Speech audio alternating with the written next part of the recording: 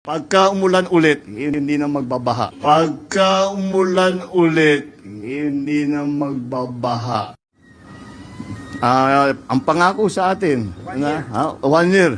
So, ang pangako sa akin, pagka umulan ulit, hindi na magbabaha. So, mga 9 months na trabaho, bago dadating ulit ang ulan, hopefully by that time, hindi na tayo makakakita ng baha, kagaya ng nakita natin noon. Maraming nagsasabi, nababasa ko sa dyaryo, nababasa ko, naririnig ko sa radyo, television, nasa na mga flood control.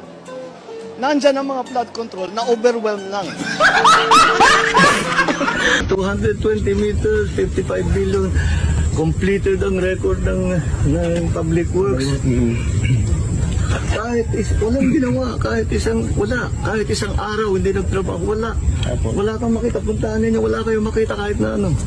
Kasi ang sinabi ko, mahiya naman kayo. Pag tinanong mo sa akin, nahiya ba sila? Yung iba, hindi. Akala nila, karapatan nila yung gagawin na ganun eh.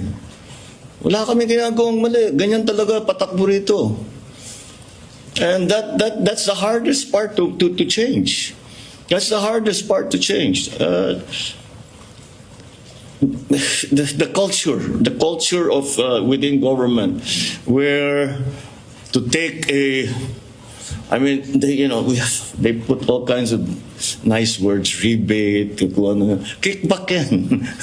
Wala nang ibang sa tunay na salita, kickback yan. Okay daw yun, para sa iba, okay sa kanila yun. At saka karapatan nila bilang whatever, na meron silang share doon sa ginagastos ng pera ng gobyerno. Ang sabi po ng Pangulo, una, hintuan muna natin yung pagnanakaw kasi mukhang ginamit lang to para